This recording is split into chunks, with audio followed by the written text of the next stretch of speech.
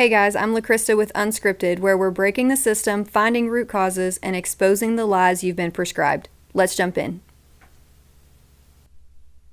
Welcome back to Unscripted. We are here with Maggie Fuhrman, and she is the owner of Mold Dog, Oklahoma.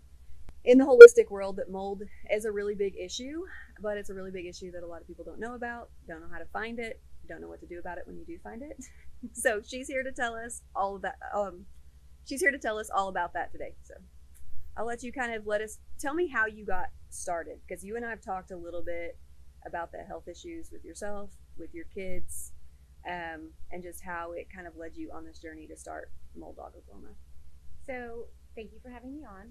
And we moved up here in 2022 from Texas. It was the height of the market. You know, everybody was paying way over for their houses, and there was nothing on the market. And when my husband said, "Hey, we can move home," you know, his work will let him, we just jumped on a house, and we had no way to back out of the contract once we found a couple things.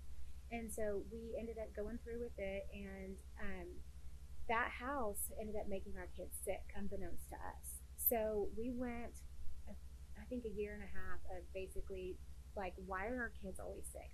What's going on? My middle son has had medical issues his whole life. So we were thinking, okay, this is just a progression of whatever's going on. And he would have like these extreme meltdowns, like extreme crying fits. And people were like, his doctors were like, oh, he's got ODD, or he's got PANS pandas, which he did have the inflammation. Mm-hmm. So he's got PANS pandas, and he's got mitochondria disease, and he's genetically susceptible, so he's gonna have all these things because we had a mito test done, and all of those things ended up being from mold. And they actually did a mitochondria test through his pediatrician? Mm-hmm. Well, through our functional practitioner, yeah. Okay. I was gonna say, I thought you were talking about like a regular Western medicine doctor. I've like never heard of them doing that. No, we did a mito swab. Okay. And so then we went down the mitochondria route. Well, guess what is affected whenever you mold affects your mitochondria. Oh yeah. And so your hormones, mm-hmm. and your neurotransmitters and everything. Yeah. And so what ended up happening is Nathan's brain was on fire. It was inflamed. So he has chronic inflammatory response syndrome, and all three of my kids and I both have what's called the HLA-DR gene. And then because of that, we are highly susceptible to molds. Now, my husband doesn't have it, which 9 times out of 10, it's always the wife against the husband when it comes to the mold situation. And since he wasn't sick, and we all had different symptoms, it was so hard for us to figure out what was truly going on. Was it hard to convince him? Oh yeah. Mm-hmm. So years ago, I had a doctor tell me that men are protected by their testosterone levels. And so I've heard that again recently and did some research, and like their DHEA and testosterone levels actually have like an anti-inflammatory effect. Mm-hmm. So men are typically not nearly as affected as not just mold, but everything in general, is just generally more tolerant to poor diet and poor lifestyle than women are. Well, and I think, you know, that was one thing that we realized. The one thing that he is affected by, which I hate to say this on here, but is low testosterone. Yeah. And the only reason I am saying this live is because I feel like people need to know. Yeah. And so, like I said, it affects your hormones. Yeah, it affects men too. And so that is the only way that it really affects him. And so, and I can usually tell where he's being more sluggish and things like mm-hmm. that. And I'm like, okay. But usually I'm the one who picks up on it right away. I get this eye flare, and I can pretty much always tell when we have mold now. But yeah, so that's how it started. And we had our house tested 5 different times. In the house that had mold, and it was yes, negative. And it was, well, if I read those tests now, no, they were not negative.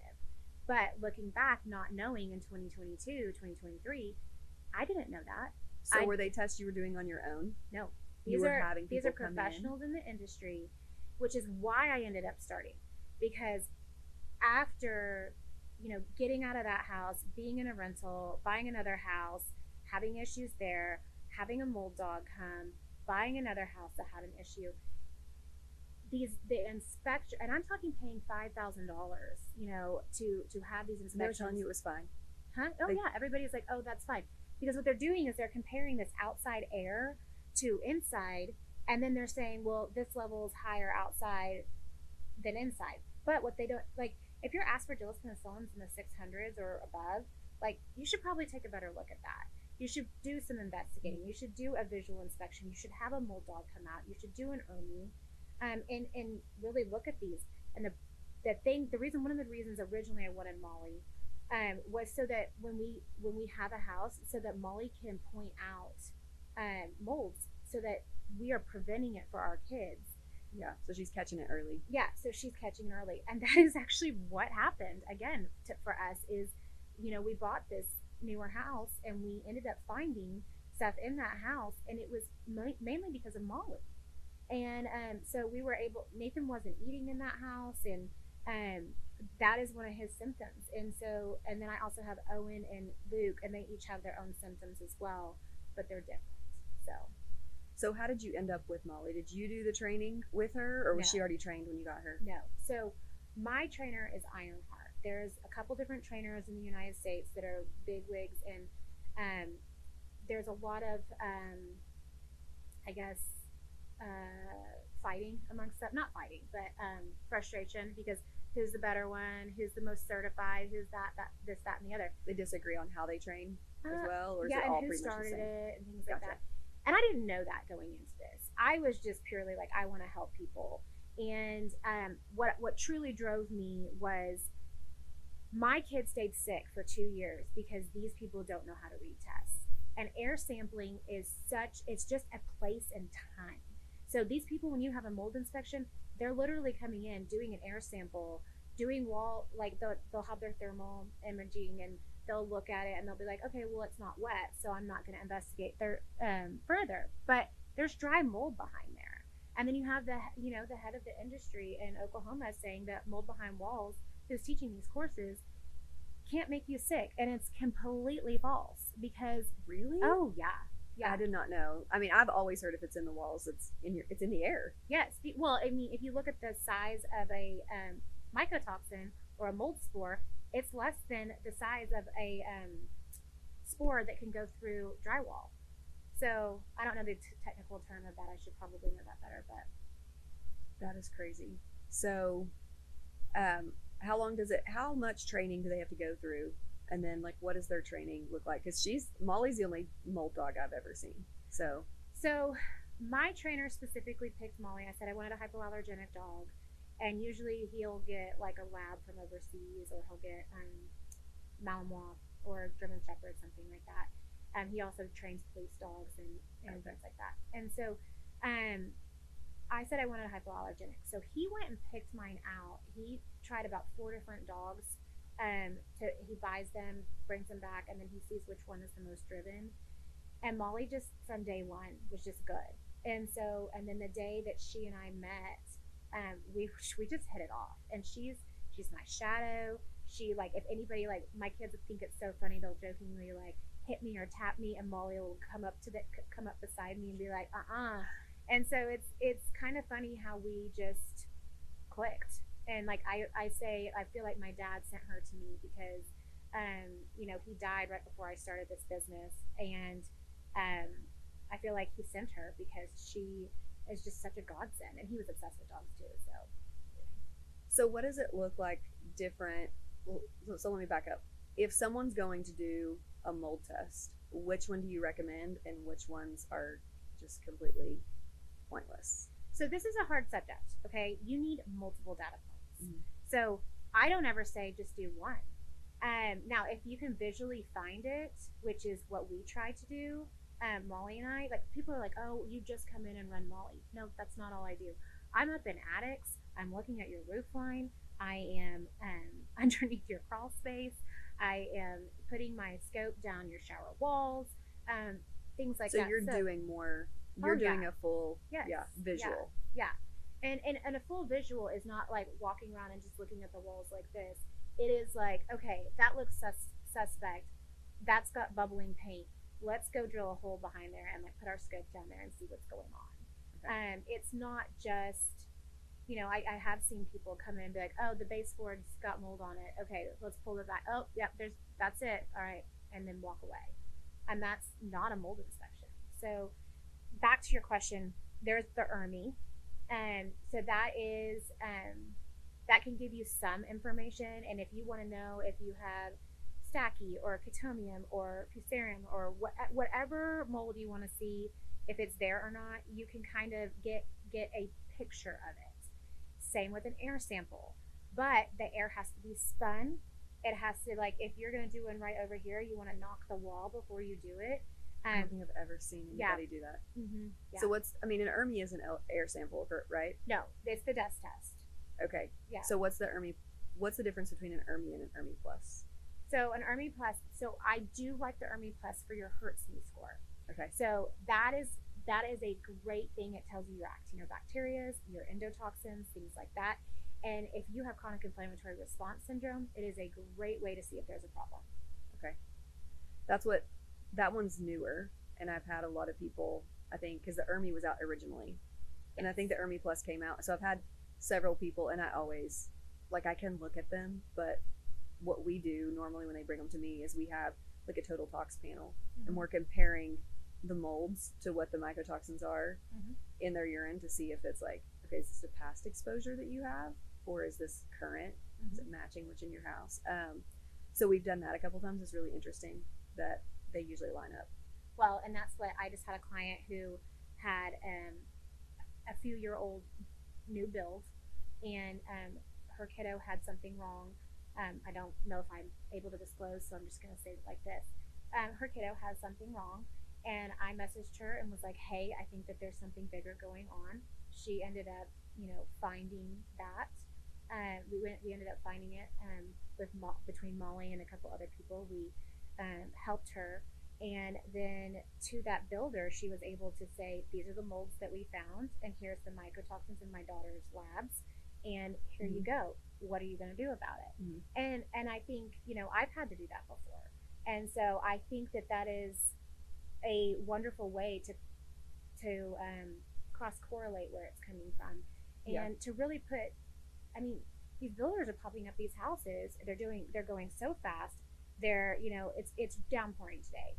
So you have this OSB that's getting wet right now. Okay. Are they going to go in and sheetrock and put insulation in there tomorrow if it's dry tomorrow? Probably. You can't do that.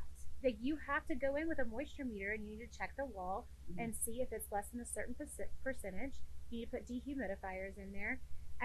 People are getting sick all in the name of money, and it's costing hundreds of thousands of dollars, and people don't even realize it, and it's just ruining people's health. So I bought a house years ago, and it had been vacant for a while, and it had kind of like a basement, but it was almost like a cellar from the inside. So there was like a door, and then the stairs went down. It was like under the garage. So it was really strange. It was an older house. So there was water down there. Mm-hmm. So, we pump out the water, and we put a dehumidifier down there. Right. So when we pump out the water, we mop it up, it looks completely dry. Right. This dehumidifier held 2 gallons of water. Mm-hmm. I dumped it 2 to 3 times a day for almost a month. Mm-hmm. That's how much water was in there. Mm-hmm. And I'm sure it was pulling some from the ground and stuff, but then I moved it upstairs because once we ripped up the carpet, because it was a full remodel, it did at least once or twice a day from the ups, like the, just the main level. We did that for another month. Right. I'm like, where is all this water coming from? It was crazy. And my kids at that time, it was my 2 older ones. They were like 5 and 7. Maybe they're older, like 6 and 8. But anyways, they had asthma because, they were fully vaccinated. So they had all asthma and allergies. And their allergies. Go back and undo stuff we did. But the allergist was like, oh, you need to keep your humidity below like 45 or whatever it was. I couldn't get it down for months because there was so much moisture in that house. Mm-hmm. And we just ran the dehumidifiers, and then eventually it finally let up. But it just shows how long it actually takes for that stuff to dry out with a dehumidifier running. Right.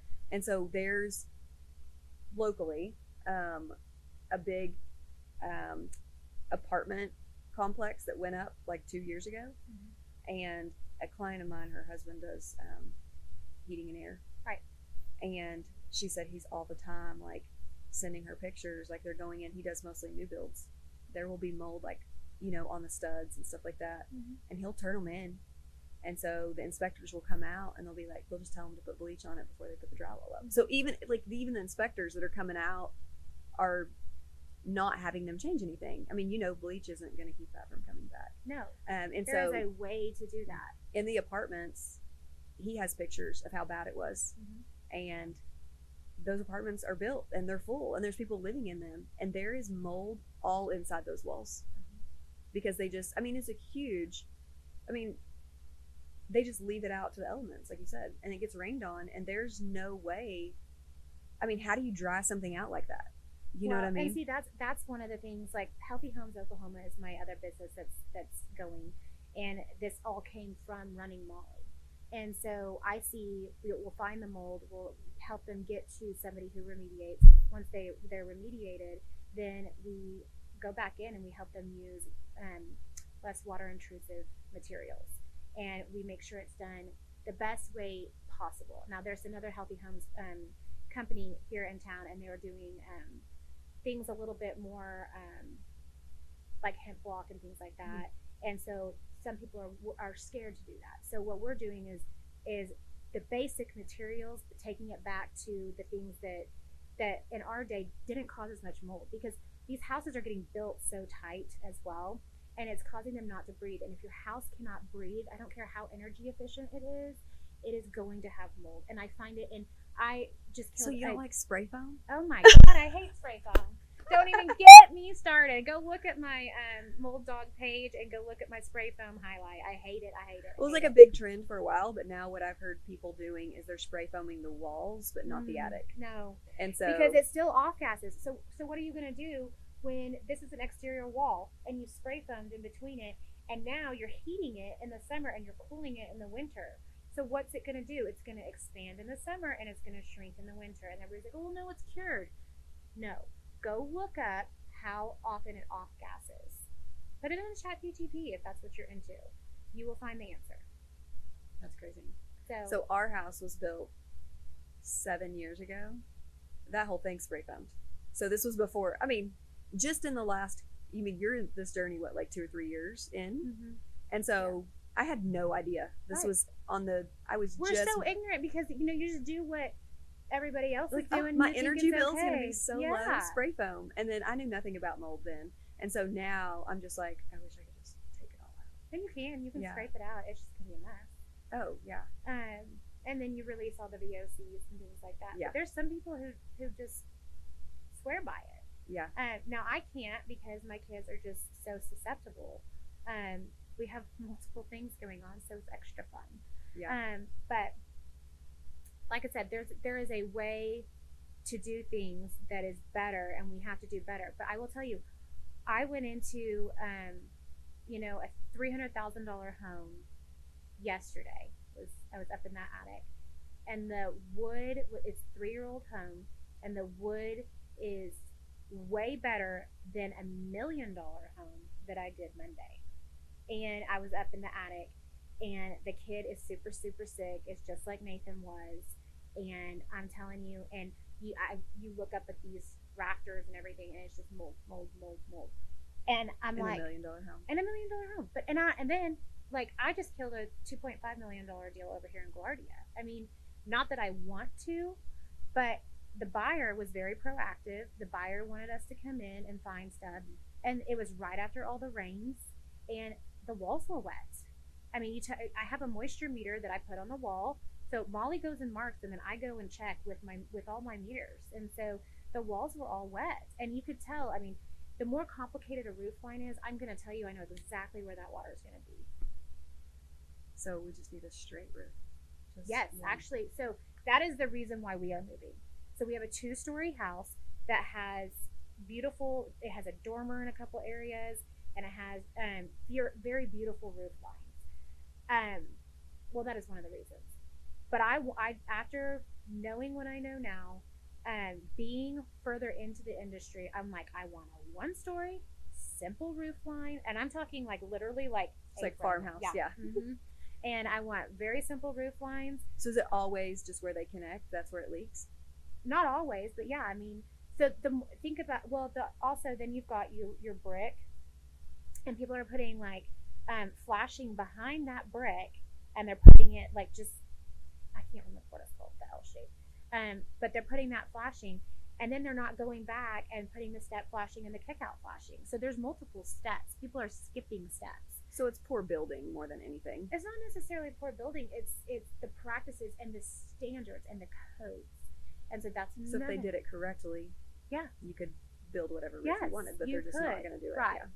Now, there's a bunch of us mold dog moms who are throughout the United States, and we call ourselves that because we are moms who have actually had sick kids, and we just care. We're not in this. We are. I mean, we're making money. It's a business. It's a business, but we're not in it for the money. We're in it to help people. And so we have a group text, and it was funny because one of them the other day sent me a text, and well, it was with all the group, and it said, "Can we just make an Instagram page for stupid roof lines?" And I was like, "Oh my gosh, I have a client who just put an offer on a house," and I was like, "No!" And she was like, immediately, "Why?" And I was like, "The roof lines." And everywhere I told her to look, because she didn't end up needing me because she was gonna back out, she said every place you told me to look, there was water. It was water damage. That is crazy. I never thought about that. Well, I have people who are working with their realtor who, I mean, I'll charge them a little bit because what it's doing is it's taking away from my time with my kids. So I'm still a stay-at-home mom because I drop them off at 8:30 and I work until I pick them up at 3:30. Yeah. And then I'm a stay-at-home mom again. Yeah. So I do charge. They'll send me Zillow listings and be like, "Hey, should I put an offer on this house?" And I'll be like, "Okay," I'll charge them just a little bit. I'll look at it and I'll be like, "I wouldn't touch it with a 10-foot pole," or "Yeah, I would go take a look at it." You know. That's crazy. So. Talking about the kid that you had where they matched the labs, I actually had a client who came in. I was actually seeing, it always starts with, I see the mom and the kids, and then the husband, if he's going to come, it's usually way later, you know, after they see everybody getting better, and then they're like, oh, maybe. But typically, like I said, men are generally healthy and don't have a lot of issues like women do. But he comes in, she was like, I've got to bring him in. We've been to the ER, we've been to all these specialists, they can't figure out what's wrong with him. That's usually how it goes. And I'm always going like, why didn't you come here first? You know? But so they bring him in immediately. They don't tell me any, like, what they're suspecting, what their thoughts are. Like, they just know he's been sick. They had actually told him that they thought he had lymphoma or leukemia or something like that. And so because he had this, you know, swollen lymph node, he had lost like 40 or 50 pounds. And so I just muscle test him, and I'm like, he's got mold. And she's like, I knew it. Like, I knew that's what it was. So in his office, there, like, you could see, like, had been water leaks. You could tell. And he always felt, you know, they always feel a little bit better on the weekends when they're home, and then they go back to work and get knocked down again, and then they have a couple days to recover, and it's just a vicious cycle. And so we did a mycotoxin test on him. And they actually mold tested the building, and he actually got an attorney, fought it, they settled, and then he had already left because he was like, he quit because he's like, I can't work here anymore. Right. Went to work, and then at the end of it, he actually they offer him his job back, and he actually comes back, but he won. And so it's just, it was amazing. I do not hear that every day. But he, you know, he's doing better, but it's a long fight when you get that sick where you've lost 40 or 50 pounds and they're thinking you have cancer because they can't find anything. And it's just crazy to me how much we see it clinically, like in, you know, there's not like the studies and stuff aren't all there, but clinically we see it. They muscle test for mold, they find it at the house, or they find it, or we detox or whatever, and then they get better. But the doctors aren't even considering this with like these kids that are severely immunocompromised, these kids that are sick all the time. I've been there. And if I have unvaccinated kids that are sick all the time, that's the first place my mind goes, because I'm like, vaccinated kids are just sick. Right. And then once we get them detoxed, they're better, and it doesn't take that long because kids bounce back pretty quick. But if I have a kid come in and the parents usually know, like they'll say, I don't know why they're sick all the time. They haven't had any shots. Like, that's usually what they say. And I'm like, yeah, it's crazy. And then it's usually mold or parasites. Because by the time they get to me, that's usually the only things that haven't been addressed. Right. And so it's usually one or the other, but I would say 9 times out of 10 it's mold. And what's crazy is sometimes it's not even in the house. There's not a single school that does not have mold in it. Oh, I agree. Don't even get me started on yes. And dorms, like I can't tell you how many college kids, they're healthy. They go to college and move in the dorms. They come back with a chronic cough, weird rashes, chronic headaches. Well, that was one of the things, you know, I just told you about the head of that department that was teaching the courses. Yeah. 2 of the staff members from OU and one of the staff members from OSU, Stillwater, was in of maintenance, was in this meeting or this training. And I was furious because I have already had to take Molly to the OU dorms. And so I was very upset with what this person was saying, because he's teaching these people that it's okay if it's behind the wall. Yeah. You know, and people believe what they are taught in a course like that, especially with as many certifications as this person has. That's what happens in med school. Doctors come out believing what they're taught. And well, that's because they're taught by the not American Medical Association. Who owns the American Medical Association? We could go down a rabbit hole. Yeah. So tell me what happens when, like, someone calls and like, hey, my kid lives in the dorms. They're sick. Go check it out. You go in, you find mold. Then what happens? It's up to the client. So is the school responsible for anything? That would be a legal question that I do not know the answer to. It's not something that. So one of the reasons why I don't write protocol on these houses or the dorms or things like that is because I am still a mom, and my husband has a full-time job, and he has a very stable job, and but his hours, you know, he's who carries our insurance and things like that. If I start writing protocols, if I start going after these people, then I am going to be subpoenaed probably, and I'm probably going to have to go to court. And I don't. Well, who's going to pick up the kids? Like, I don't have anybody, so Yeah. That's the thing. But I was just talking to. You're just identifying it, and then Yes, and then it's up to them. Now, Emily with Texas Mold Inspectors, she owns Malachi's Message. It's a gala we're going to. Her kiddo passed away from mold toxicity. And so they started, her and her husband, Josh, started this company. And she has the mold dog, and then her husband goes and does the inspections. And then he goes to court all the time, and he usually wins. And they work with Just Well Law, who's out of Texas as well, which, please, someone in Oklahoma, please start a law firm who really wants to go after this, because I have a billion clients for you already. But I talked to her, and she's like, what are you feeling called to do? And I was like, I feel called to justice for my clients. But, you can mess around with me all day. Like, I've got a strong enough personality to where I'm going to bounce back, and I'm going to figure it out. And I have that confidence in myself to research it and figure it out. I always do. And so, but my clients don't. Not everybody has this personality. And so I feel like when you have the knowledge. Right. As well. I think that's why a lot of parents, like I said, on the vaccine front, they don't feel educated enough to come up against their doctor and say anything. Right. Same thing with mold. Like, if you don't have the knowledge in the background, what are you going to do? But that's what I'm saying. Is like, I kept digging, and I knew something was bigger. I knew something bigger was going on. I never settled for their answer. Yeah. And so, so with Emily, I was just telling her the other day, I was like, I feel called to do something more, because we're not having good protocols written. We're not having people come in and do these tests properly. And so I don't know what the next phase is, but I feel like eventually maybe I should start doing that, or find somebody who's willing to do that it's really trustworthy, because that's the other thing too, is there's a lot of people who get bought off in this industry. Well, that was my next thing. Is one thing that I always tell my clients is the person who's doing the inspection does not need to do the remediation. Oh, that's illegal. So I have a client that this happened to. I bet I know exactly who the company is. And so, but I'm not going to say it. The company comes out, and they tell him, and his wife has cancer at this time. Is this the client we talked about? Possibly. Okay. So they come out and tell him that he's got all this mold, and they end up moving her to the pool house to get her out of the mold and all this stuff. And literally, we're talking hundreds of thousands of dollars that they're telling them they need to remediate.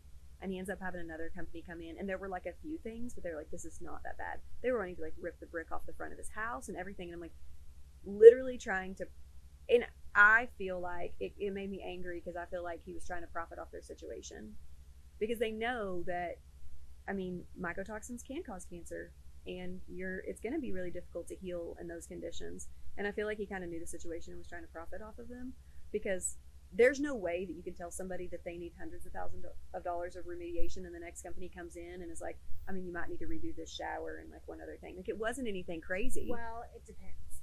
How much did they visually see? How much did they know was going to be there? Because I will tell you, like, there's a 2-story house that we found that had mold in it, and it was behind rock, and they had to take all of the rock off, because if you put that drywall back and the rock still was never taken off, even if you put concrete on top of it, concrete's porous. Those mycotoxins are just going to get back. So you have to take that rock off. Well, the second company came out and confirmed that there was not anything in the walls there. Okay. And so I was just like, I mean, he's a smart guy.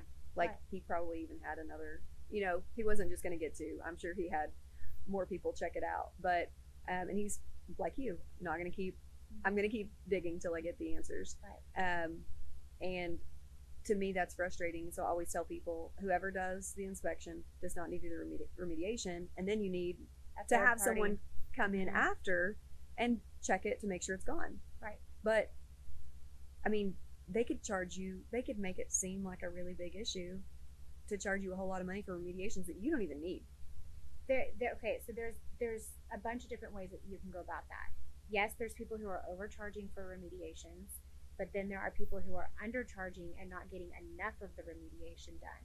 Yeah. And so I've seen both directions happen. And then, the best is when people are like, oh, we're just going to come dry out your drywall. You had a water leak, we're just going to dry it out. We'll have the dehumidifiers come out. We'll have an air scrubber. And then they charge you like $300 a day for that. And then they just dry it out and they say, see you later. And then a few months later, you realize, oh, that drywall was supposed to come out. Because any time you have a water leak, anytime you see water on, ceiling tiles or sheetrock or your baseboards, it needs to come out. Because all it takes is a little bit of humidity and heat with that organic material, and it's going to grow mold. So it takes 24 to 48 hours. That's it. And so I had a recent client. They were a young couple.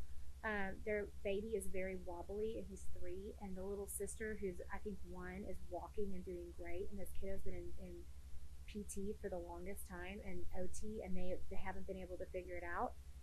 We went in, and Molly found mold in all these other spots in their house, and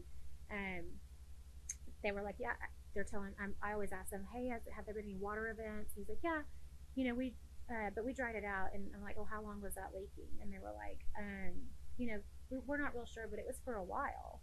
And so I'm just like, oh my gosh.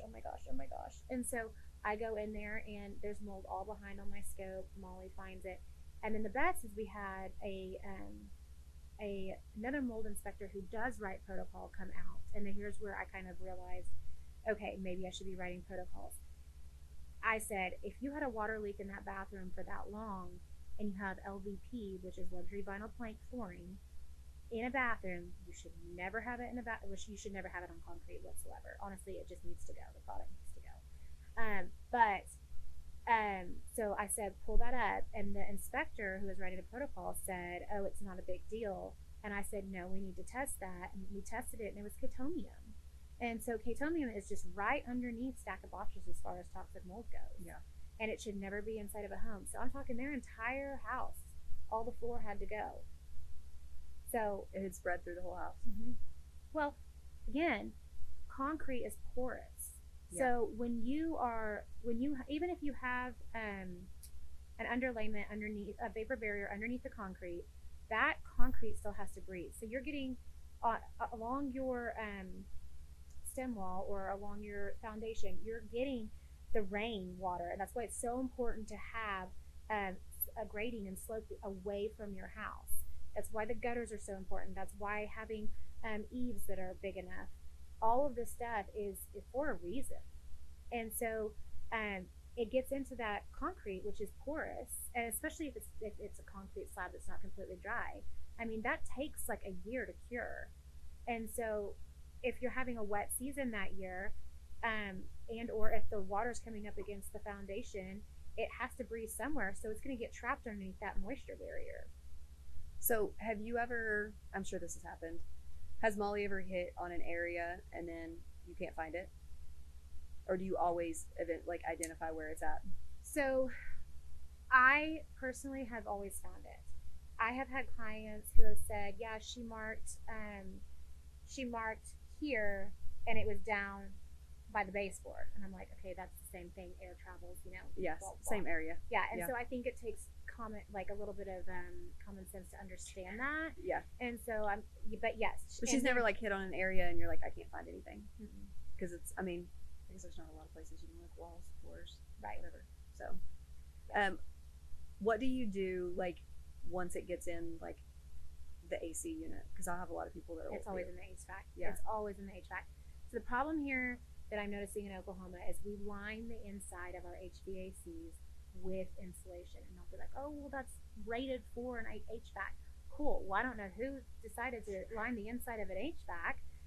I will tell you, it is cheaper to buy a plenum that is lined than it is to take the time to build a plenum specifically for that HVAC system, which is inside the handler, up in the attic or in the HVAC closet or things like that, than it is to take the time to line the outside of it.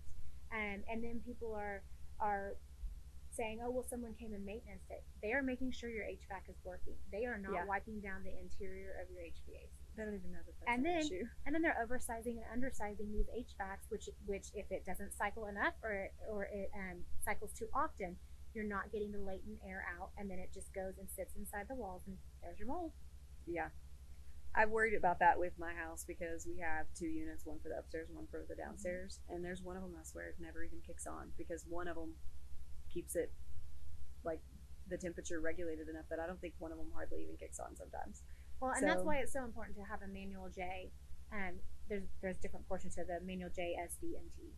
And there aren't that very many people that do that in our state. And so actually I've been calling people from out of state to do it for us, for my clients.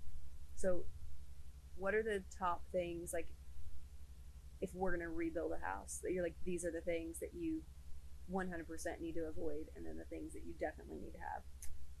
Definitely. So no vinyl flooring. No luxury vinyl plank. I would, if you're on a slab, I would seal your concrete. There's different products that I recommend. So I would seal the top of your concrete. I would put down tile floor mostly. If you want to put down wood, you have to do a real wood. Because if you're doing the engineered wood and it gets wet, it's kind of like MDF or OSB. It's going to capture that. The other thing too is OSB. I know everybody uses it for zip systems and things like that, but I personally like a plywood. Also, the drywall that we're using in Oklahoma specifically has formaldehydes in it, and it has a lot of VOCs in it. Stop it. Yeah. So if you that's why I can't buy a new build. So I literally will go into. I'm fixing to tear my house down. Okay. Well, no, you can do that. Well, we're about to tear our house apart that we're buying. So what are your thoughts on grout and tiled showers?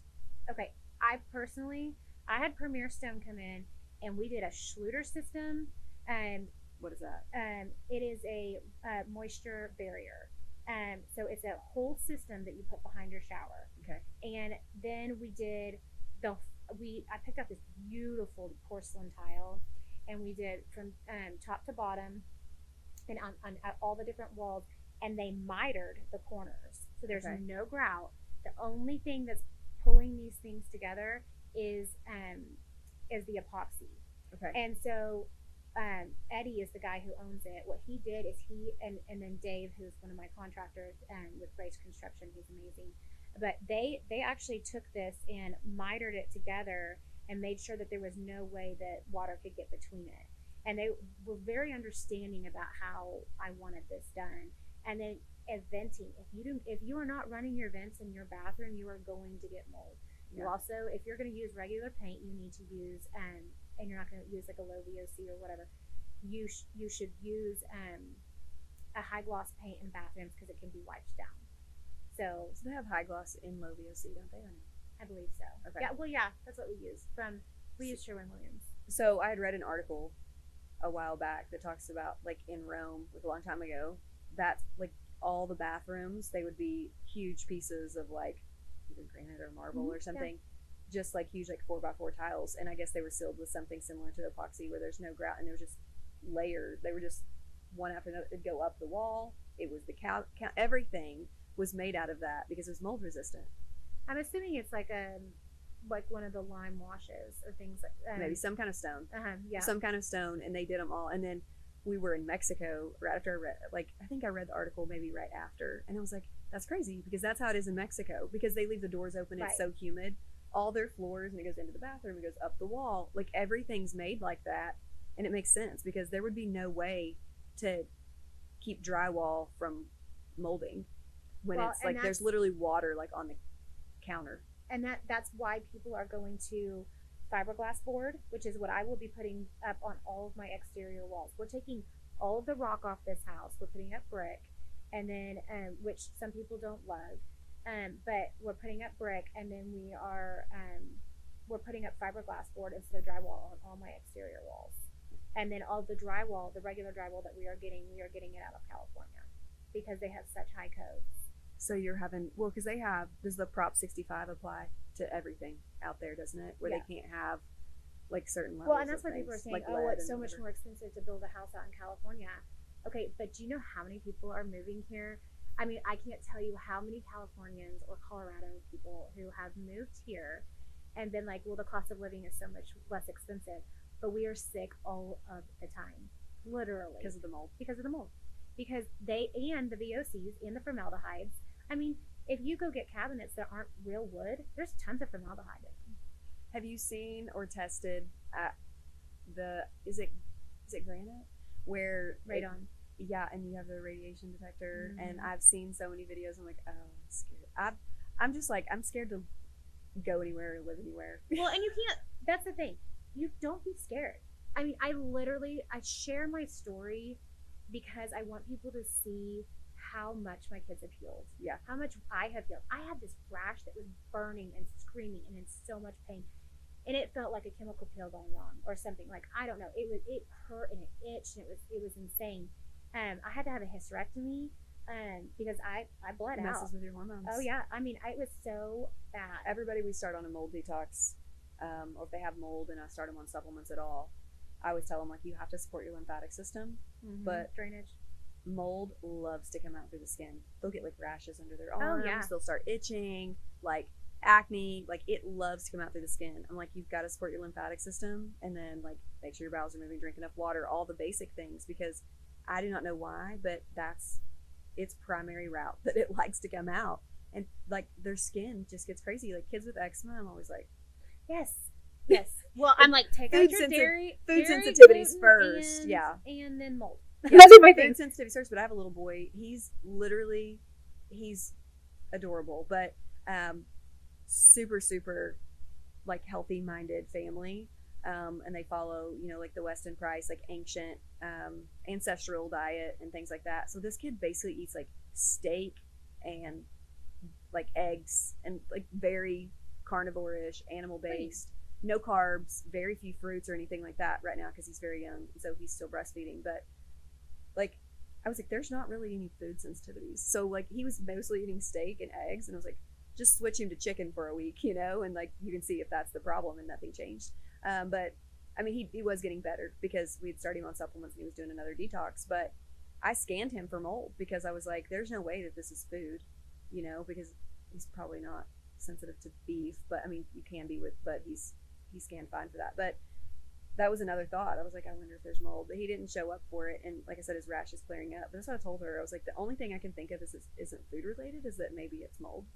And so he's, like I said, he's doing better, but it was crazy because most parents don't think about eczema or psoriasis or just weird red angry rashes that just come up randomly, or hives because histamine levels get crazy. I feel like I wake up randomly with hives and I'm like, mold hives. Or parasites because they're active at night. So it's another thing, mold or parasites, which one is it? Well, and so I started getting sick. The first time I noticed it, and this is looking back now, Luke was born in 2014, and after I had him, I remember taking a sip of a margarita with my at my mother-in-law's house, and I got bright red, and I mean, I'm not talking Asian flush style. I'm talking burning, skin crawling, go and throw up in the bathroom, and I'm like, what is going on? Well, this is my histamine response. Okay. So then after that, I couldn't have any alcohol that had a flavoring in it. Then after Nathan was born, and like I said, we lived in a house that I did not realize it had a crawl space. I didn't know anything about mold. Yeah. Honestly, I haven't even put two and two together until after this 2022 house. And I look back and I'm like, oh, that was probably mold. And then after I had Nathan would churn and like just be in so much pain the whole time we lived in that house. And we moved, I think, right before he turned 6 months old. And he started to gain weight after we left that house. And but then I could only have vodka, you know. Then after I had Owen, who's my third baby, I couldn't have any alcohol. So I don't drink alcohol. I can't have coffee. I get, you know, it's my histamines are just crazy. And then I go and put myself in these situations helping others, and I'm, you know. Yeah. Well, your liver's involved in histamine, so the first organ that comes to work when you drink alcohol is your liver, and so you're dumping all that histamine if you're already on an overload. So that's crazy. What are some of the like craziest symptoms that you've seen that are mold related? Because I think we all know like the skin stuff, fatigue, headaches, weight loss, or weight gain. Because I say your body's storing the mold in your fat cells to protect you. These women come in and like, I do everything, I can't lose weight. I'm like, you need to check your house for mold probably. Right. But what are some of the crazy things you've seen? Well, Owen has a colon polyp on his cecum right now, who is my 7-year-old. And they're like, do you know how rare this is? And I was like, I know it's from mold. I know it is. And so that's one thing you and I are working on. And then pandas is something I really want people to understand. It is not just from strep. No, it's just neurological inflammation. Yeah, well, and that was Nathan's. His brain was on fire. And so pandas, teeth, having dental issues. That is huge for mold. Eye issues. Nathan didn't have Owen didn't have nystagmus before we lived in that mold house. Now he has nystagmus. Ocular issues are huge. Headaches, ringing in your ears, eardrum issues, and what causes the dental issues? That's interesting. That's one that I wasn't aware of. I think it's just nutrients. It's the lack of nutrients. And okay, so what mold does is it attacks your immune system. And so obviously you know this. So a lot of cancer patients, like they're like, oh, well, I have cancer. I'm like, how long have you lived in your house? You know, and that's like one of my first thoughts. And granted, this is unless they've had the COVID vaccine, in which case I'm like, first question. That's my first question. Has cancer, did you get COVID? Yeah. And so there's this sweet man I met, and he's trying to sell his house, and I went and looked at it, and he's like, I've had pancreatic cancer so many times, and I'm like looking at his vents, and I'm like, oh my god. So many times. And so usually they don't make it through one round of that. Yeah, and I mean, this guy's just a fighter. So I said, sir, I would really like to have my team come in here and take a look for you. And so I went in and then, you know, sent over a restoration company, and just and people just don't realize, but with your teeth, it breaks down your immune system. Okay, your teeth are part of your immune system, you know, and so sinus issues, sore throats. The best is tonsillectomies. When their tonsils are huge, that is a huge sign. I wish I would have known that. I would have never had my kids' tonsils taken out. When people say my kid needs their tonsils out before we do surgery, what do you recommend? I'm like, lymphatic drainage. Like you got to drain that. Like I'm like, lymphatic massage, take lymphatic support, you know, and obviously test to see if there's a pathogen or something involved. But I'm like, they're not draining, because most kids that have big tonsils have big lymph nodes as well. And so I think, like I said, mold loves to go into the lymphatic system. That's how it gets out whenever you start detoxing. So we see that a lot with kids that have big tonsils. It's just backed up lymphatic system, and mold is sometimes one of the contributors. It can be a lot of things. But have you heard of myofunctional dental work and things like that? So my kids have been through myofunctional therapy. They both, my two little ones, not my two big ones because I didn't know about it. I'm pretty sure they have tongue and lip ties too, but my two younger ones have been through it because we did tongue and lip tie releases within a couple days of them being born. So they were born at home. Their midwives immediately identified it. They're like, this is going to cause nursing issues, which it did, like, you know, immediately. So we got it done, but no one told me that they needed to do myofunctional therapy to fix the function, or it comes back. So now they are 6 and 8, and we're looking at having to do releases again. So well, one of my thoughts is, okay, so with the tonsillectomy, you know, if your palate is shaped like this, and if you get it to, you have a palate expander, it's not called that in integrative dentistry. It's called something else, but basically you expand the palate instead of making it like a U shape. And so then it allows, if you think about it, this is what your drainage system up here looks like. It's like this. And if you, as you expand it, it actually flows properly, because as you flatten this out, it's allowing all of this to flow instead of, so that's another thing that causes kids to need their tonsils taken out. Yeah. And that was something I learned the hard way. Yeah. We have a really great myofunctional therapist. Her name's Carly Powers, and she does it virtually, which is great, because a lot of times in Oklahoma, like especially in southern Oklahoma, you're not going to find myofunctional therapy, and a lot of times it's like weekly, and people don't have the time to drive all the way to the city for that. So she did a lot of work with my kids. Our goal was to avoid another release on both of them, but my son is a thumb sucker, and so we go to I always tell everybody, go to biological dentists, because they're not just looking at your teeth, they're looking at your airway and all of that. Huge. And so they actually told me not to, don't tell him or encourage him to stop sucking his thumb, because he had such a bad tongue tie when in utero they start sucking, and he wasn't able to do that, so he had a really high palate. So his thumb sucking was, now he's 6. They did tell me last year we should probably work on it. But when he was younger, they were like, no, let him, because it's pulling his palate down when he's sucking on his thumb. And so, like I said, now he probably needs to quit. But that was just a way that he was trying to correct it. And I didn't know, or we would have done myofunctional therapy a long time ago, because they didn't go to the biological dentist until he was like 3 or 4. So, because I didn't know that was a thing when they were younger. It's like all of this stuff, even though I feel like I've been in this world for a long time, I've really only started this journey like 8 years ago.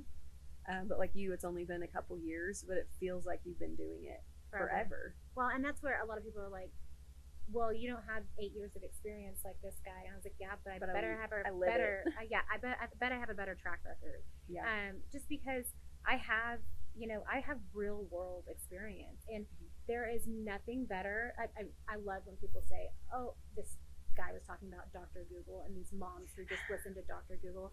And I'm literally like, do you know how educated some of us moms are? Like, do you know how, like, okay, so my degree from college is in public relations, okay? So we took a reporting class, and they taught us to find the primary source every time. You can't just listen to the secondary source. You have to go actually to the source.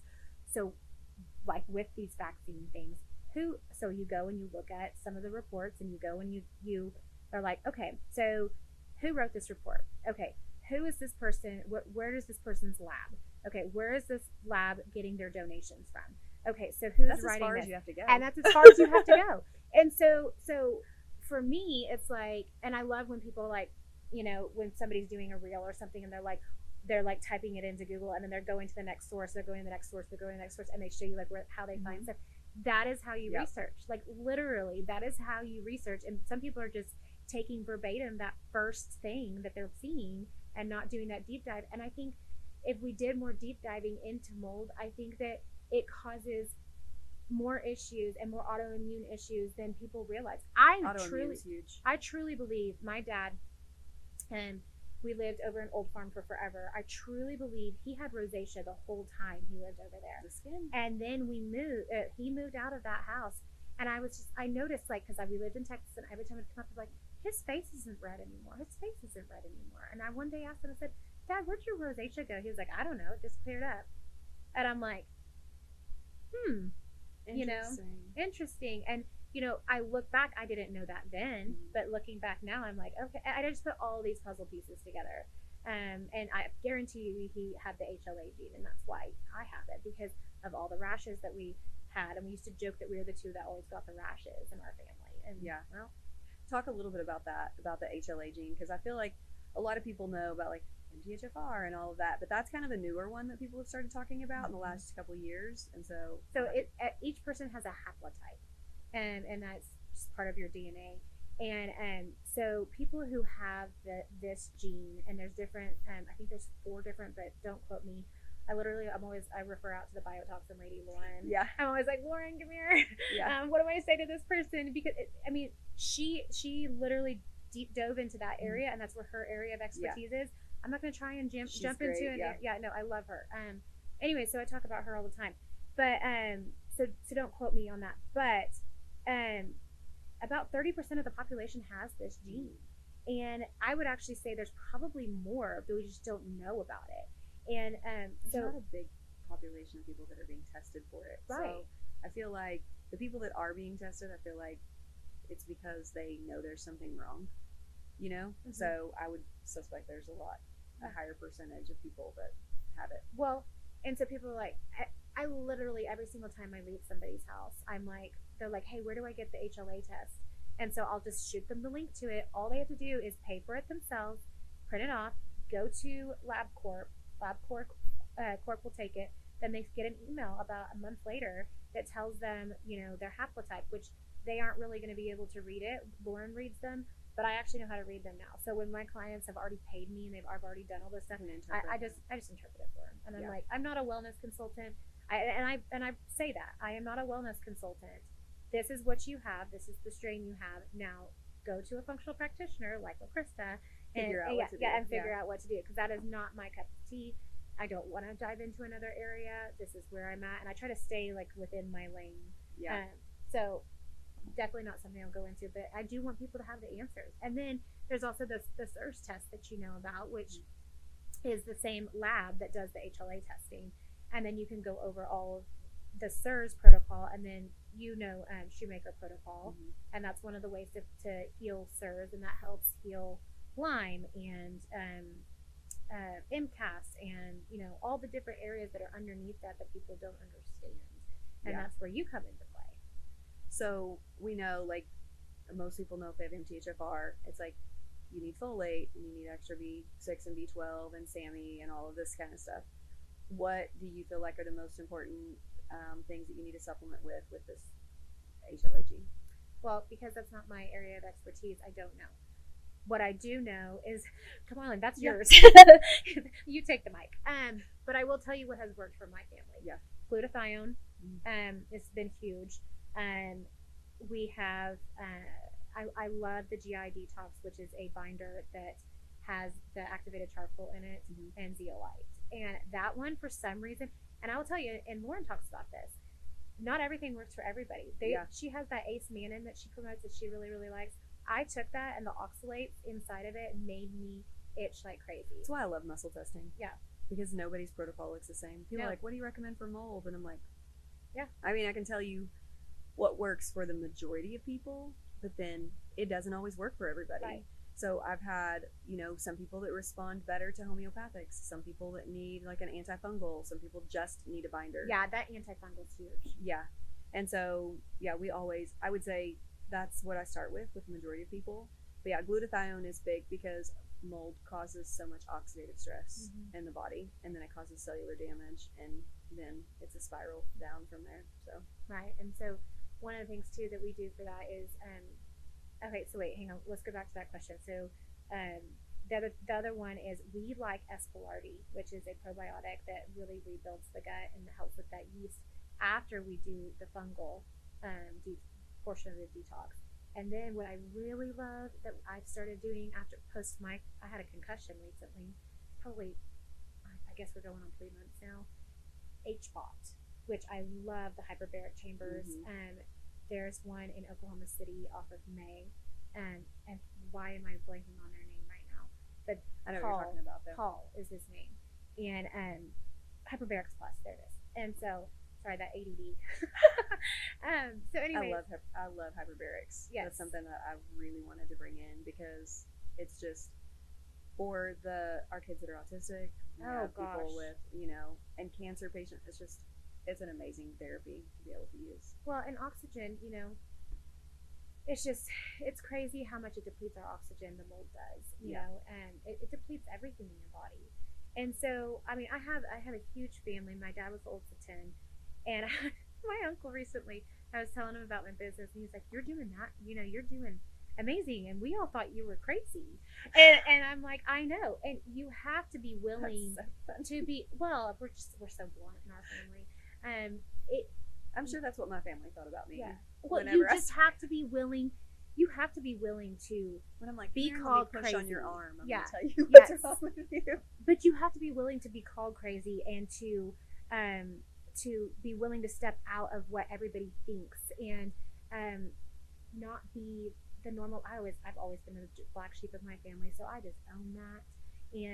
And you know, really, my friend owned a Chick-fil-A in Gainesville, Texas, and she is the one who woke me up to vaccine. She's like, your kids are sick all the time. What is going on? That she brought me into the holistic world, and if that wasn't a God thing, I don't know what was, because it was right before 2020. I told my husband, I said, if you get that COVID vaccine, I'm divorcing you. And so he didn't. We probably would have if I would not have met this girl. Yeah. And then this has brought me into being open to the mold, and realizing the kids were probably so sick in that house because it was spray foam attic with an oversized HVAC, and I fought that builder on that. And then I found out later from the floor guy that they couldn't put down the glue down flooring because the slab was so wet. Yeah. Oh my! So they just went another route. Yep, they went another route, and so and that was the problem is these homes are so beautifully packaged. Yeah. And unless you're looking for all of these things, I have a client. I'm on her. She's fallen on a contract I think 4 times, and I'm on her 5th house with her. And I go and do. It's better than moving into something that makes you sick. You need to come down and check my house. Yeah, I know. Well, I'm gonna have to burn it down. So, well, like Dave, who I do all my construction, he's like, if you come near my house, it's like, do not find it. I don't want to know. And some people don't, and that's okay. But I want people to understand. This is for the percentage of the population that is sick. Yeah. Like, so don't let my stuff scare you.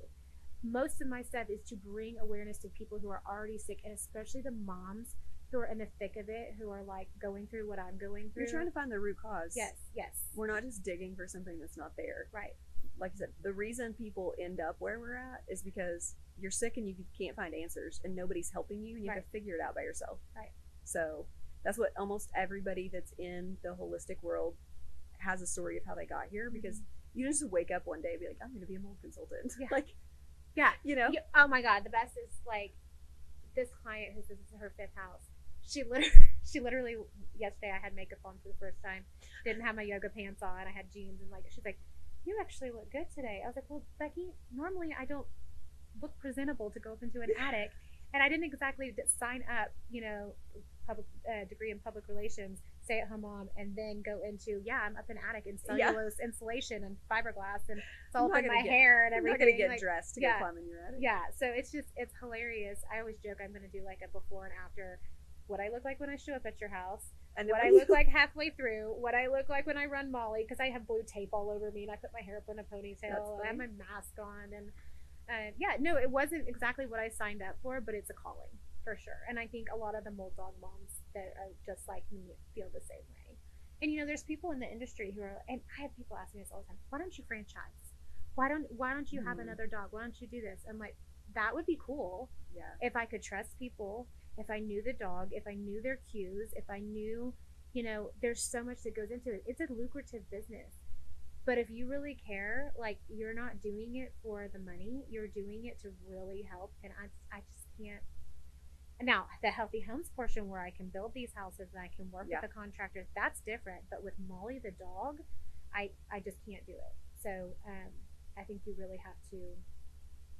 That's why I love these moms. Is none of us are trying to franchise this. We want to go in and we want to actually help you with us, who have been through it and been through the thick of it, and watch our dogs that we actually trust. Because then there's these other people who are throwing dogs out there, like what happened to me when we first bought this house, who the dog didn't smell anything, and then I get Molly and she's marking the whole house. So oh my gosh.